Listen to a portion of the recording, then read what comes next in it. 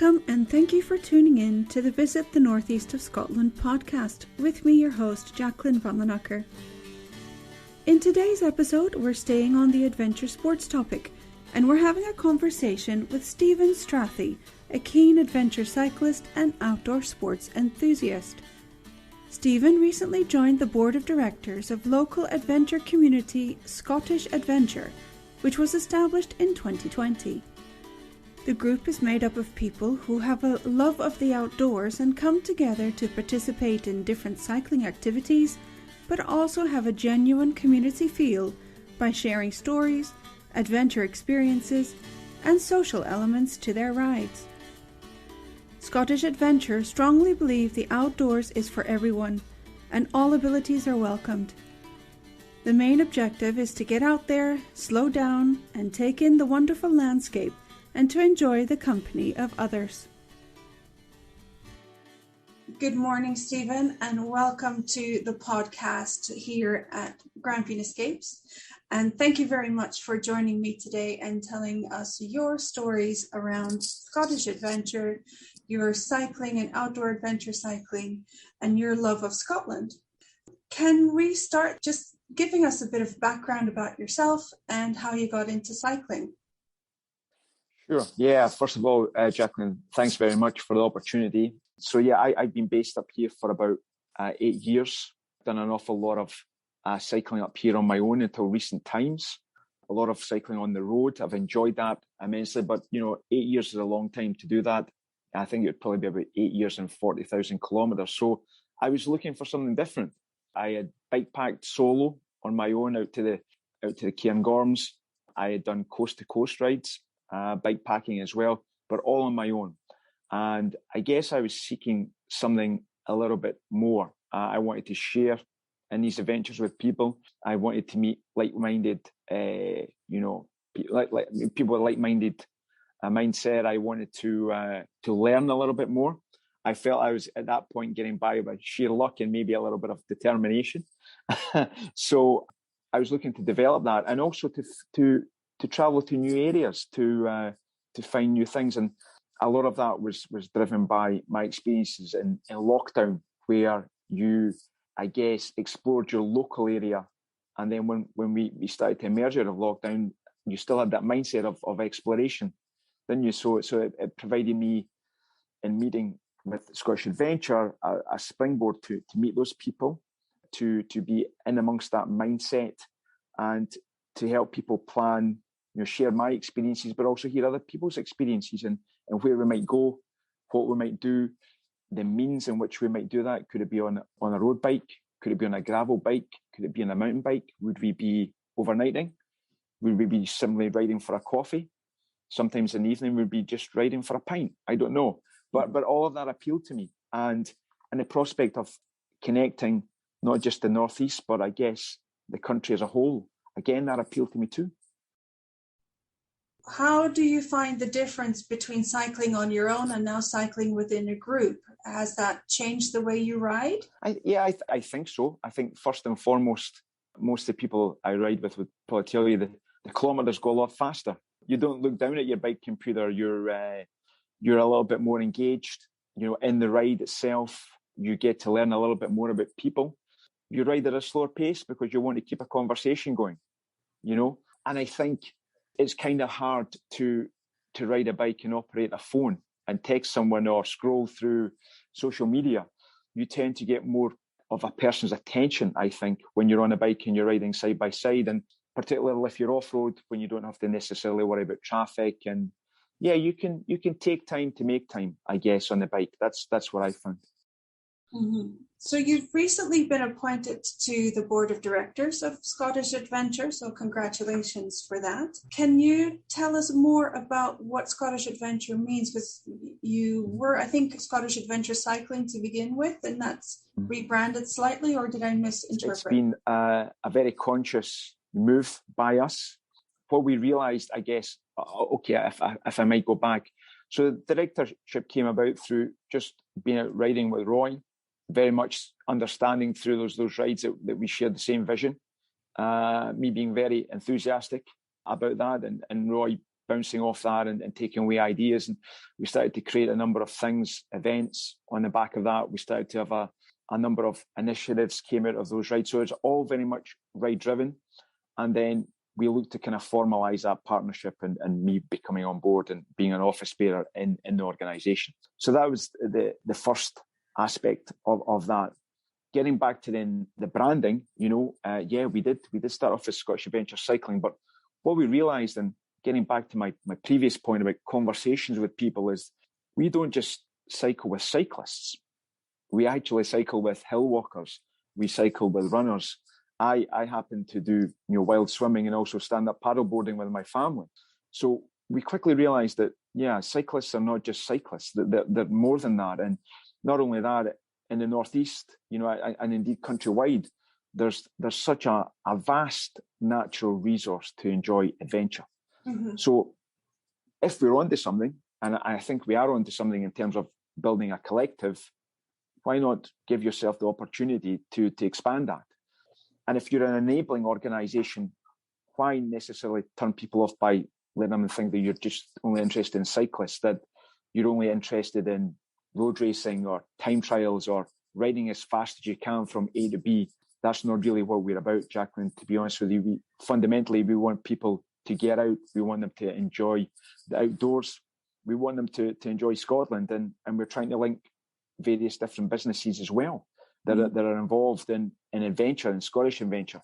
So it made more sense then to do the rebrand and have it as Scottish Adventure rather than just limit ourselves to cycling and all that might, I guess, instigate in a person's mind. I'm a paddleboarder. These guys can't be interested in me.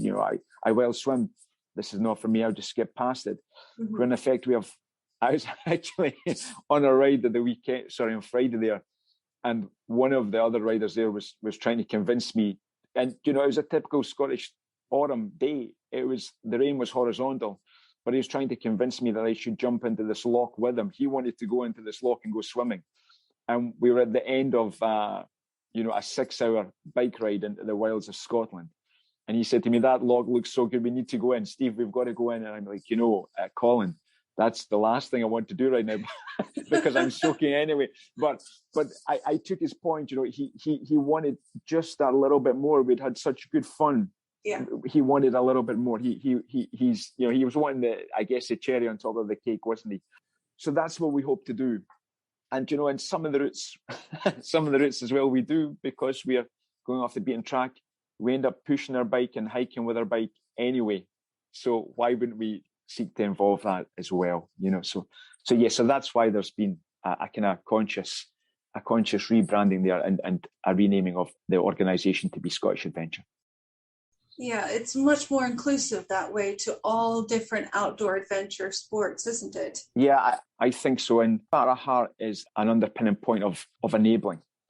Why would you seek to exclude someone? The biggest asset we have is the Scottish countryside. And if you want to have an adventure, sometimes that needs to be almost multidisciplined. Mm-hmm. To get to the top of Mount Keene, not everybody will have a bike to cycle up to the top of Mount Keene. Not everybody will have the fitness to cycle up to the top of Mount Keene.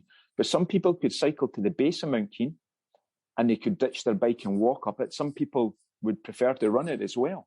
Mm-hmm. And then in putting yourself, even if I think into that area, into Glentana, maybe you'd want to go swimming there too. You're close to Loch Kinnaird. Yeah. Why wouldn't you have swimmers packed in your saddlebag and take them out and throw them on? And, maybe if I'd been better prepared on Friday, I might have done that. But I wasn't. But I think that's a mindset, isn't it? And we'd seek to encourage that, yeah. So would you say that's the aim of Scottish Adventures, is to really give people as many opportunities and varied opportunities to get outside and enjoy nature? I think so. I think it's definitely a key underpinning point or strategy, call it what you will. We just want people to get out there and we want to hear their stories and we want to facilitate their stories as well so that we can encourage others. And I guess that the other aspect to that is getting businesses involved. And you mentioned that as well, off camera, that how do you see that relationship? Well, the more members we get, the more attractive we are to businesses. Mm-hmm. And then those businesses would perhaps give us discounts, which then enable more members as well. So it's almost like a dynamo or a wheel on a bike, isn't it, really? Once you get that initial momentum through the pedals, through the crank, it starts turning, doesn't it? And then it takes an awful lot to stop it. All through this is there's winners to being a business partner, there's winners to being an individual, and if we do it in a sustainable way, then hopefully another winner will be the Scottish countryside, because we'll encourage people to get out there in a responsible manner, and to respect this great resource that we have, treat it wisely, and hopefully we can subtly influence people's thoughts through the campaigns we have to actually be responsible when you're out there, and leave it in good shape for future generations, you know. Yeah. You mentioned some of your events and rides that you offer, and I have seen on your social media lots of images and photographs of some of your adventures, which included overnight camp cycling and trips up to Peterhead and Fraserburgh. What kind of events are you offering, and what are you planning for next year? Yeah, so you touched upon the Lochmick overnighter. That was the first one, and we did the full length of the Deeside Way, about 9 of us. It was the initial ride. A lot of good conversations, I think, on that, getting to meet people, you know, over I guess we were 6 hours just to get to Ballater. And then we cycled up the South Deeside Road up to Spittal of Glenmick and overnighted there. Again, you know, it's a slower paced adventure. It gives you time to get to know people. You camp with people, you help them pitch their tent. It's very inclusive. That's one type of event, and I think we'll continue to do that in the future. We did, you know, the Formartine and Buchan Way from Dice to Fraserburgh was another such event as well. But again, even on that event, we offered a ride out and ride back option. So some people chose not to camp. They just wanted to go out and ride the fullness of that actual trail. So again, that's a type of event that we'll seek to continue to do as well. There are so many trails and ways here and drovers pass in this country that's the type of thing you'd like to do. That'll continue. There's the local rides, which you've touched upon. That's for people who get together on a more kind of informal basis, a weekly informal basis, a shorter ride. Typically, those are maybe about an hour and a half to 2 hours. They're very informal. We simply, on the WhatsApp chat for that region, put out a rendezvous point. We put out the expected time. The terrain's going to be easy to go over, which type of bike you'd need to use, but we never ever leave anyone behind. We always regroup and make sure everybody travels together. So the local rides will continue to underpin it. And now in recent times, we've actually tried to take on a different type of ride where we provide more support. We've got our Christmas ride. We're calling it our Christmas MTB ride, and we're going to be based in and around Linn of Dee. Through a member, we've been able to secure some accommodation, an old hunting lodge, believe it or not. Sleeps 18. We're going to lay on some dinner on the first night. We're going to cook breakfast on the first morning of that. We're then going to go out and mountain bike all day. We'll come back in, we'll get changed, then we'll go to a local restaurant. We'll have our dinner there. Then we'll have breakfast again in the morning. And then we'll go out and ride for a second day. And as part of the accommodation, as part of the kind of half board, if you like, we're also, through our business partner, eGuide Scotland, we're offering up the hire of rented e-bikes as well. So you needn't own an MTB to come on this trip. We're providing, and that's at a discounted rate through membership. Again, this is something that we're looking to get involved in. We plan to do a similar thing in Bute next year as well. So we're going to do a Bute weekend on the Isle of Bute. And there are other events that our members have attended, sportifs, that, I did a Duke's Weekender this year. And we hope to go back there in September of next year. So we take a member trip there this time. So I think what we have there is a range of rides that will suit all, I guess, abilities and all types of bikes. So yeah, we've got a number of different rides going. And now it seems we're developing that expanding offering such that it's for all riders. It's for all abilities and all bikes. So what type of person is joining and becoming a member? Is there a variety of different people?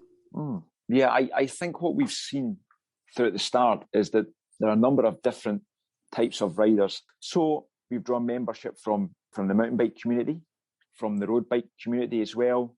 Even people who just want to come along and from your name, I hope I'm not making too much of an assumption here, but like a Dutch town bike as well. They'd actually jump on that and come around rides on that. So we see all different types of riders. If you were to push me and say primarily what do they do, I think because of the explosion in gravel bikes and because of the trails that exist in the northeast and indeed throughout Scotland, if I think about the central region as well. So the ability, I guess, to to travel off-road and to carry also, bags and things like that as well. So, yeah, I think our membership probably reflects the growth that we see in gravel bikes at the moment throughout the UK and indeed worldwide. But that's not to say it's exclusively so. We've been to the Tour of Britain. That's a road race. We had the guys had a great trip up there and did that. It's funny, that weekend I was at a gravel event. We took 3 or 4 members down to that gravel event. We had about 5 or 6 maybe up camping on the top of Cairnmount at a road race, and we had another 2 members who were down at a sportif in the Borders, all on the same weekend. That was a busy weekend, and certainly the Tour of Britain was televised as well, and it was professional riders, around 200 I think, did the last stage of the Tour of Britain here in Aberdeenshire, and they came to our village as well at great speed. It lasted all of about a minute to see them all coming through. But it certainly looked like, some big adventure on the Cairn Mount, which is a hill here in Aberdeenshire. It's one of the old roads that connects Mearns and Royal Deeside.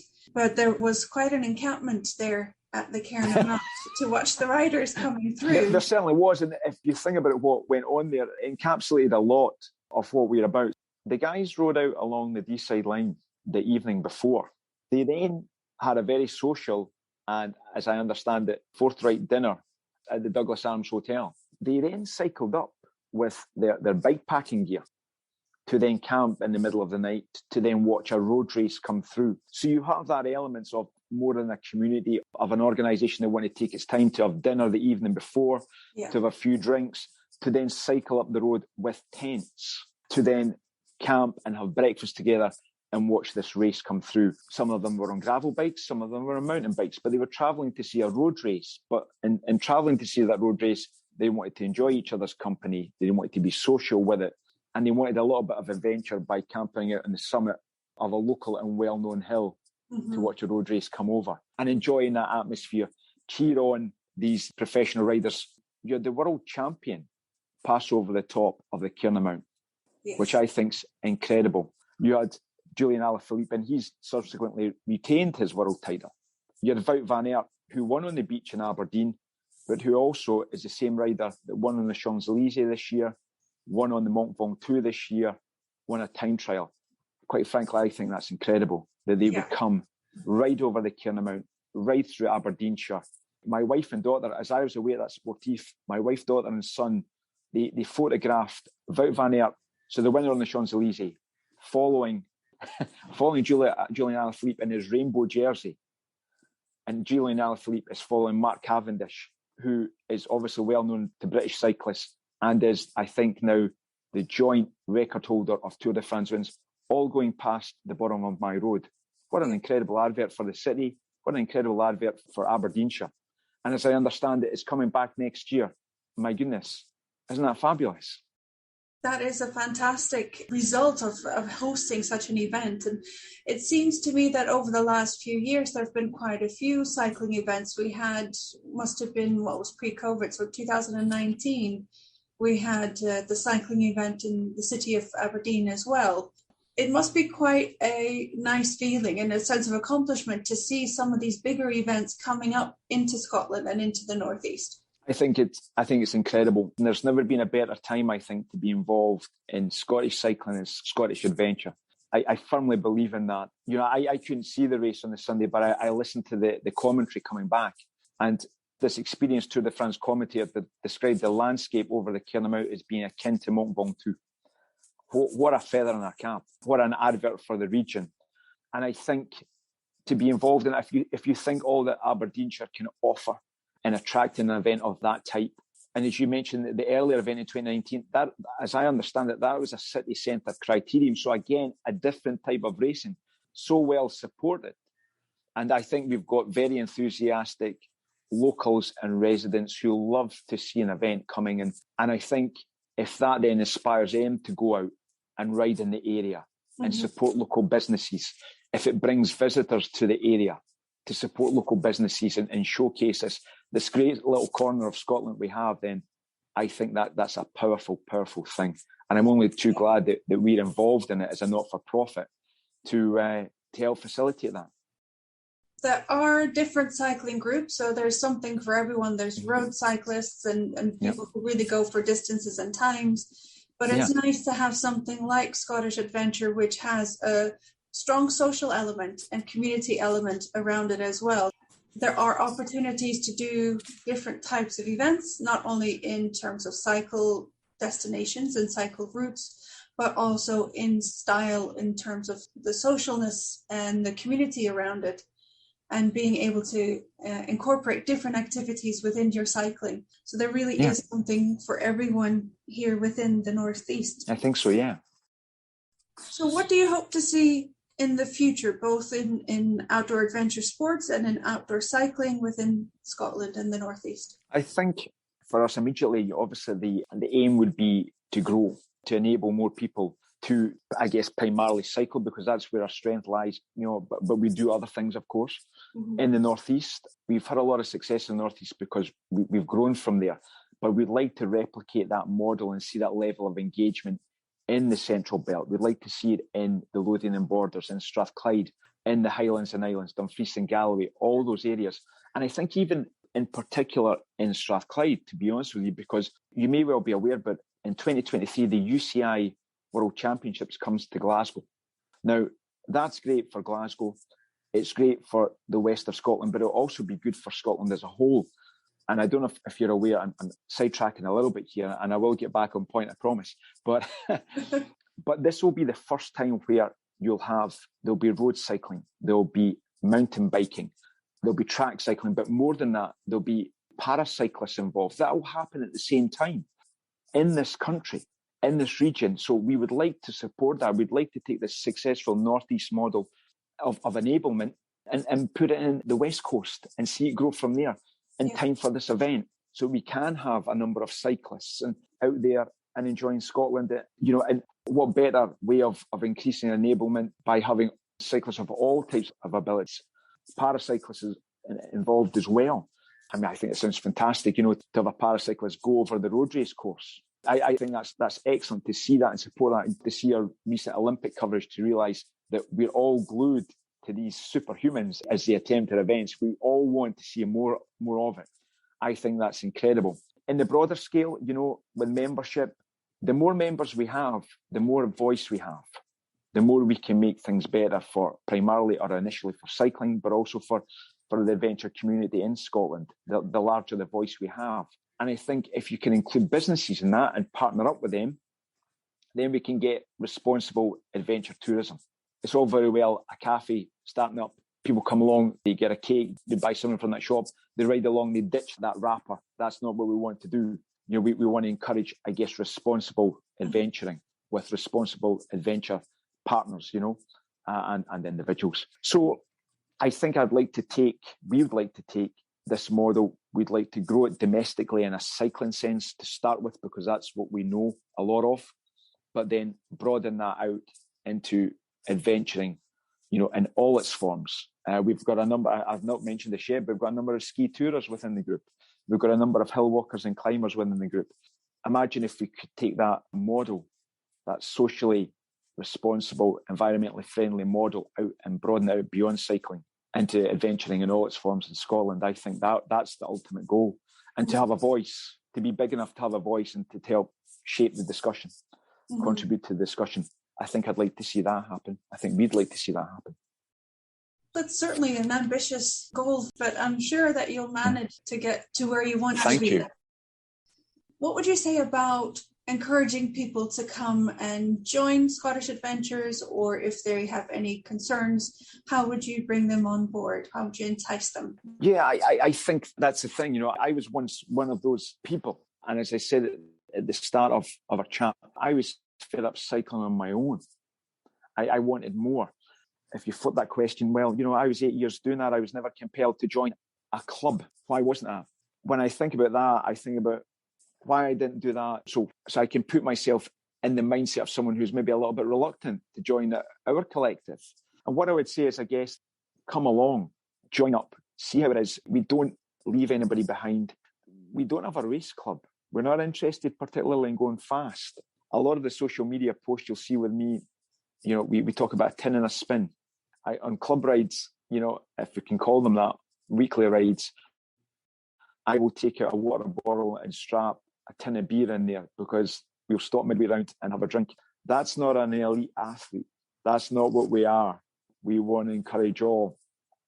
I'm reluctant to single this person out, so I'll try to keep this as anonymous as I can. We have a regular rider who's coming out, and he was hit 4 years ago by a truck. He's very nervous to be out on the road, as you can imagine. We look to help him. We look to enable him. We ride at a pace that suits him. And more so, he's joined our Nevissing Challenge to raise money for the Scottish charity Air Ambulance. And what a delight to have him out last week. And we were out for 2 hours. We're out trying to gain some vertical meters, try to get some sponsorship. And here we have a guy out there who's just edging his way back to fitness. He just wants to be out. He values the company and the security of riding with us. We're not going fast. And it wasn't just me who was riding with him. Other riders would drop back off to encourage him to ride at his pace. And I guess that's it. We want people to ride at their own pace, to come along, to have conversations. The Durrus Dash, in fact, we've not even spoken about that yet, have we? But that's our event. We've got north of 85 riders there. And that's been sold to people as come along, choose the checkpoints you want to go to, ride at your own pace. There'll be someone out there to look after you and keep you right, have your card stamped. And, at the end of that ride, go back and meet with us for a beer and a pizza. There's an inclusivity to that. It doesn't matter where your bike is. If it can go off-road, bring it along. Ride at your own pace, choose where you want to go. We're not railroading anybody to ride fast, to have a certain swanky bike, and then to disappear at the end of it. We want people to hang around and talk to us and share their experiences of the day by having a beer and a pizza with us. So that's what I would say. I think there's something for everyone here. And yes, it's initially been launched as a cycling collective, but we hope to make it much more. And we hope to retain that ethos of companionship. Yeah, just come out. Just come out with us. Spend some time, leave this busy world behind and ride your bike slow. It certainly sounds very tempting, and you do make it sound very exciting. So I hope that there will be more and more people, certainly as the weather improves again next year, more people will come out. I know it's not always the most exciting to be cycling in the rain, but people who are passionate about the sport will go out in all weathers, I'm sure. Well, that's it, right. And again, you can turn to us for advice if you're looking for the right, jacket to wear, the right cycling shoes to have. We're only too happy to help out. Yeah, so there's two things I guess I'd say about that. Someone once said to me, if you only cycled when there's good weather in Scotland, you'd hardly cycle half the year. And that age-old one, isn't it? They said there's no such thing as bad weather, only poor clothing. So we'd help with both. We can't manage the weather for you, but we can certainly give advice and help you around, Well, as part of the podcast, I always write a blog post to go alongside that. In that, we'll share lots of information, both of Scottish Adventures, but also of the region, including some of your support businesses like eGuide Scotland and Ballard. Yeah. Anyone who wants to get more information can either come to the blog post or obviously directly to yourselves. Is there anything you'd like to add as we're winding down this podcast to share about either yourself, the region, or Scottish Adventure? Yeah, maybe a few things. I have this phrase, and Roy, to his credit, he's quite happy to use it. I often, in conversation with him, I've described Scotland as the best wee country in the world. I truly believe it is. And I think that in cycling, if I can return to that theme, if you imagine you've got this best wee country in the world, you can travel about it by car and you'll travel a great distance, yeah? But you won't see it properly because you're traveling too fast. You could walk it, of course, and that's definitely got its place, but maybe you won't travel and cover the ground that you hope to that day. So why not jump on your bike? You can travel fast enough, but you can travel slow enough. You can see maybe all you want to see that day, but at a pace that allows you to enjoy it, to appreciate it, and perhaps leave you with a thirst for more. Well, part of enjoying your adventure is the sights, the sounds, and the smells. And you won't get that if you're traveling in a vehicle. You need to experience the environment around you. Agreed. Yeah, and we get to touch on the health benefits of actually cycling and being outdoors and not being stationary. have we? So yeah, I think that's the big attraction for me and for the collective. We all share that love of being outdoors, and I think without speaking about it out loud, really we understand that cycling's probably just about that perfect pace, and what a lovely area we have up here in the northeast on our doorstep to go out there and enjoy that. So yeah. Mm-hmm.